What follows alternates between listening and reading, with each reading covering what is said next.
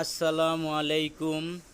আমাদের একটা খাবারের অর্ডার ছিল আজকে। সেখানে ছিল আস্ত মুরগিকে 2 পিস করে রোস্টের আয়োজন। 700 গ্রামের মুরগি ছিল, সাথে ছিল গরুর গোশ আলু দিয়ে রান্না করা, আর ছিল সাথে আমাদের সাদা পোলাও।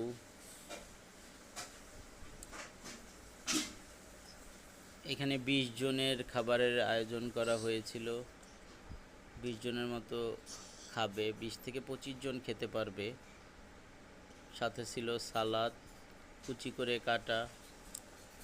পরিবেশনের আগে খাবারগুলোকে বেড়ে নেওয়া হয়েছিল। পোলাও, গরুর গোশ, মুরগির কিছু আনামো রোস্ট ছিল, আস্ত মুরগির রোস্ট, সালাদ।